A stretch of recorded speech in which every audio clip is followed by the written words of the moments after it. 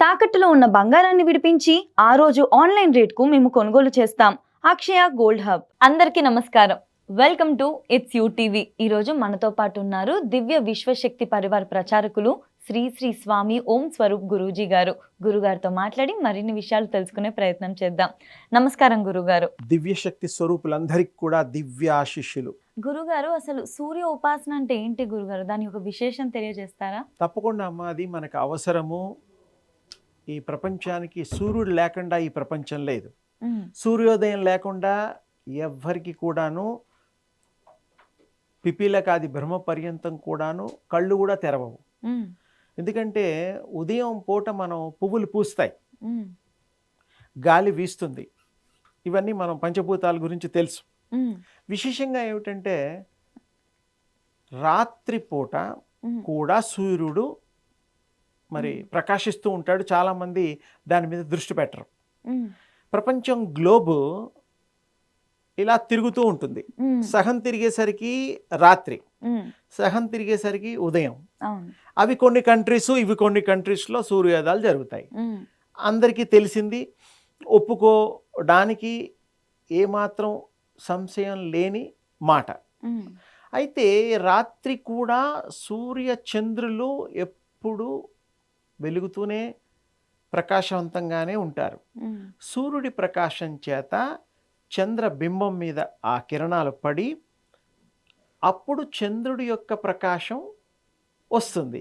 ఆ చంద్రుడి యొక్క ప్రకాశం ఉన్నప్పుడు రాత్రుళ్ళు ఎప్పుడైతే ఈ కొన్ని దేశాలు 213 దేశాలు మనకు లెక్కలో ఉన్నాయి, 900 కోట్ల ప్రజానీకం ఉన్నది ఇప్పటి వరకు. ఇంకా పెరుగుతుందేమో సెన్సస్ ప్రకారం తెలియదు. అయితే ఇందులో ఉండేటువంటి దేశాలు రాత్రిపూట చంద్రుడి యొక్క ప్రకాశంతో పువ్వులు వికసిస్తాయి, ఔషధులు మనకి ఆరోగ్యాన్ని అందిస్తాయి.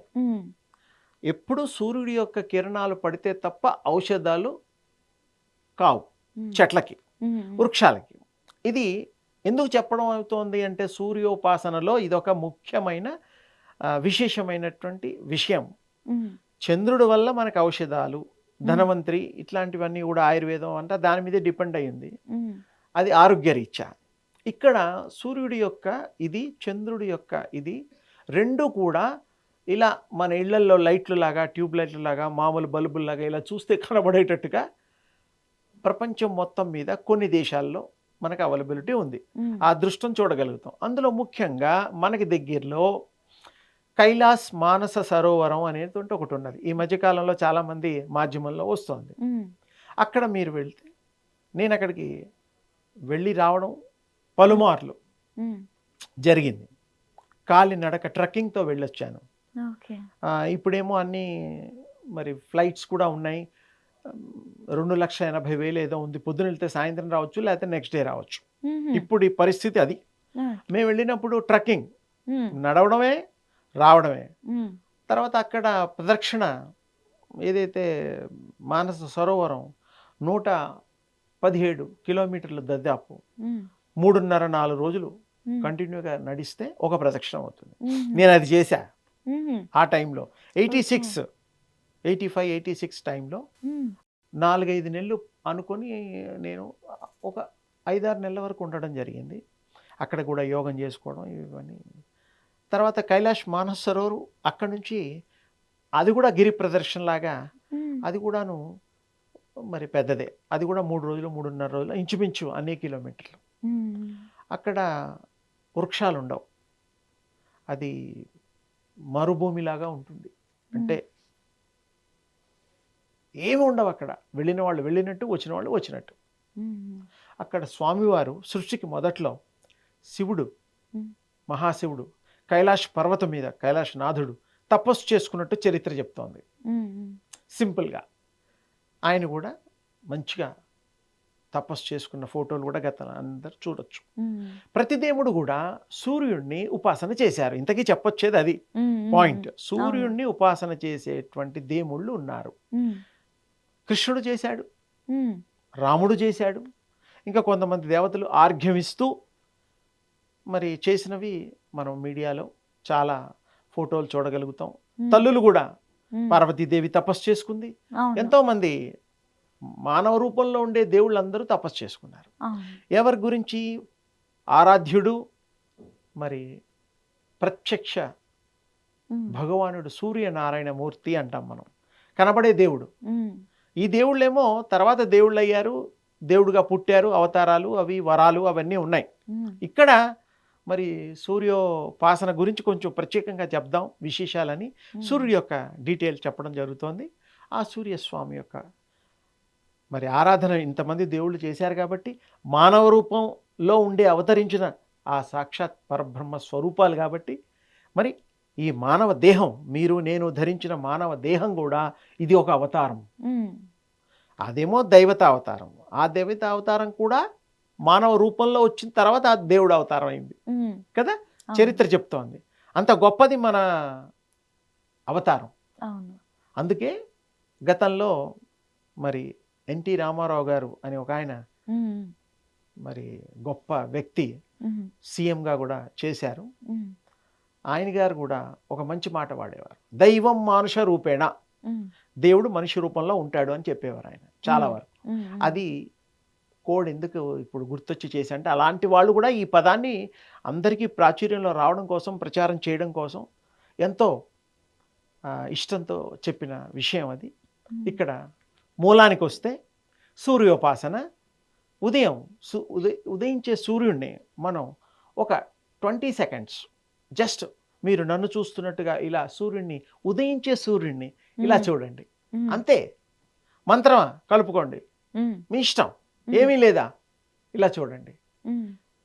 దాన్ని ఏమంటామంటే ఆ ఉపాసన, సూర్యోపాసన అది చేయడం వల్ల ఆ బింబాలు కళ్ళల్లోకి వస్తాయి.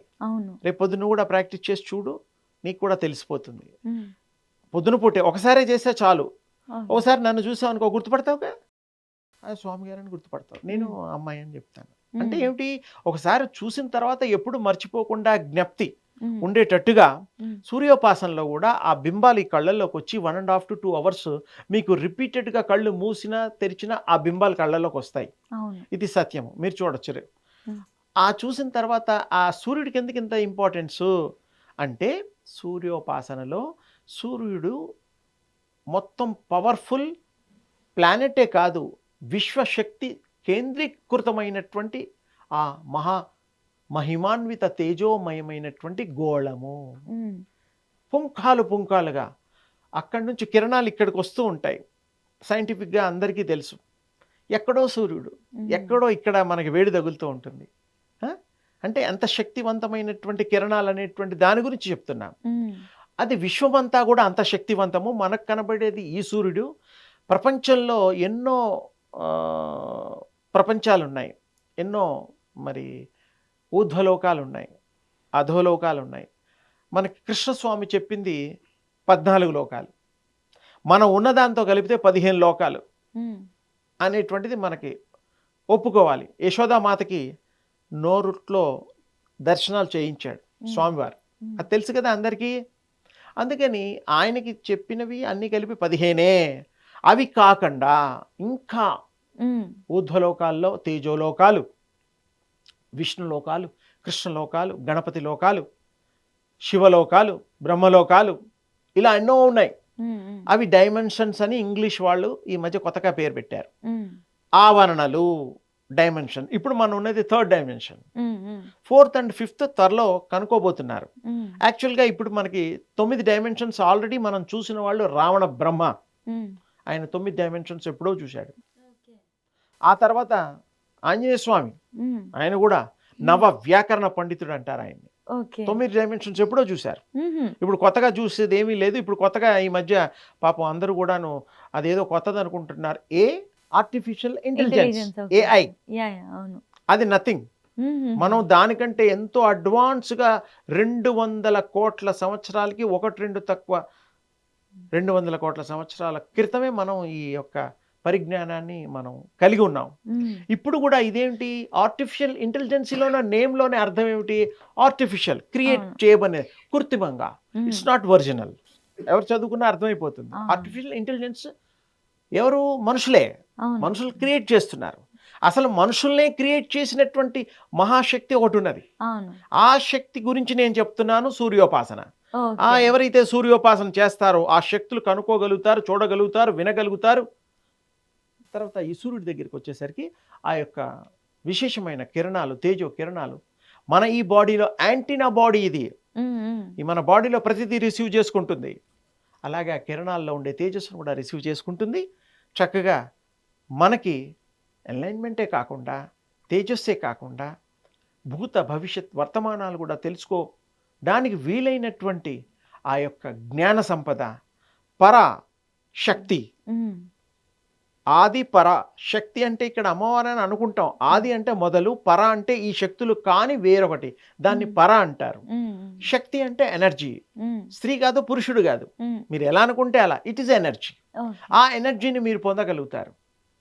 ఇప్పుడు మనలో కూడా అదే ఎనర్జీ ఉంది, కానీ కనెక్ట్ అయితే కదా తెలిసేది. కలవకుండా ఏం కాదు. అందుకని సూర్యోపాసన చాలా గొప్పది. పొద్దున పూట చాలా సింపుల్గా చెప్పాను. నమంత్రం నతోయం నతీర్థో నభోవో శివానంద రూపం శివోహం శివోహం. ఏమి అక్కర్లా, కావలసే కలుపుకోండి, లేకపోతే లేదు. ఆ దివ్య మంగళ జ్యోతిస్వరూపమైనటువంటి ఆ దివ్య సంపద, పరా శక్తిని మనం ఉపాసన చేస్తే మీరు లాభం చెప్పాలి కదా మరి. బాగా చదువుకోవచ్చు, బాగా వ్యాపారాలు చేయొచ్చు, బాగా అవకాశాలు పొందొచ్చు, మంచి పెళ్ళిళ్ళు, మంచి పిల్లలు, మంచి స్థిర చర ఆస్తులు. ఇంకా కొంతమందికి బాగా ఉంటే ఈ మధ్యకాలంలో ప్లేన్లు, హెలికాప్టర్లు కొనడం పెద్ద ప్రాబ్లం లేదు. చాలామంది కొంటున్నారు, సినిమా యాక్టర్లు, సెలబ్రిటీస్. అంటే ఏమిటి, వాళ్ళకి ఆ యోగం కూడా ఉంది, ప్లస్ మీకు ఆ శ్రమ కూడా పడితే ఆ రెండు కలిపినప్పుడు మీకు మహాయోగం కలుగుతుంది. ఖచ్చితంగా చాలా సింపుల్. అందుకని సూర్యోపాసన గొప్పది. దేవుళ్ళు చేశారు, మానవుల రూపంలో ఉండే మనం కూడా చేద్దాం. ఆ యొక్క శక్తిని మనం స్వీకరిద్దాం. మనం మహిమాన్వితమైనటువంటి మహా ఉపయోగకరమైనటువంటి ఈ మానవ జన్మని సార్థకత చేస్తూ ఆస్వాదిద్దాం. చక్కగా అందరికీ ఈ సమాజాన్ని మారుద్దాం. అందరితో మంచి సఖ్యతగా ఉందాం. మంచి సమాజాన్ని మనం సృష్టిద్దాం. అందులో కూడా మనోహరం తోటి మానవులతో వసుదైక కుటుంబంలాగా మనం మార్చి అందులో కూడా మనం కూడా జీవిస్తూ సుఖమయంగా ఉండాలని ఆ యొక్క పరాత్పరి దివ్య శక్తి సూర్యుడి యొక్క అనుగ్రహంతో మీరందరూ కూడా విరాసిల్లుతూ తేజవంతులు అవ్వాలని, నా యొక్క ఆ స్వామి యొక్క అందరి కృప కలిగేటువంటి జ్యోతిస్వరూపంలో ఉండేటువంటి ఆ దివ్య శక్తి అనుగ్రహం మీ అందరికీ త్వరితగతిన మీరు పొందురుదుగాక అని ఆశీర్వదిస్తున్నాను. శుభం. ఖచ్చితంగా గురుగారు. ఎందుకనంటే మన పూర్వం ఎప్పటి నుంచో కూడా ఇలా సూర్యోదయాన్ని చూస్తే ఎంతో మంచిది, ఆరోగ్యంగా ఉంటారు, అన్ని ఎనర్జీస్ మంచిగా ఉంటాయని చెప్పేసి ఎప్పటి నుంచో ఉంది. ఇప్పుడు సైంటిఫిక్ గా కూడా ప్రతి ఒక్కరికి తెలిసింది ఏంటి, సన్ రైజ్ చూసినప్పుడు ఆ రేస్ మన ఒంటిపైన పడడం వల్ల మనకు వచ్చే విటమిన్ కానివ్వండి, బేసిక్గా హెల్తీగా ఉంటాము. సో హెల్త్కి మించిన వెల్త్ ఇంకేది ఉండదు. కాబట్టి ప్రతి ఒక్కరు కూడా వాళ్ళ ఇంట్లో వాళ్ళ పిల్లలతో సహా ఈ సూర్య ఉపాసన అనేది అలవాటు చేసుకోవాలి. సన్ రైజ్ ని రూపాయి ఖర్చు లేదు, అంతే కదా, రోజు కూడా చూడక్కర్లా, ఒక్కసారి చూస్తే చాలు, అంతే. రిమెంబరెన్స్ వస్తుంది. ధన్యవాదాలు గురుగారు.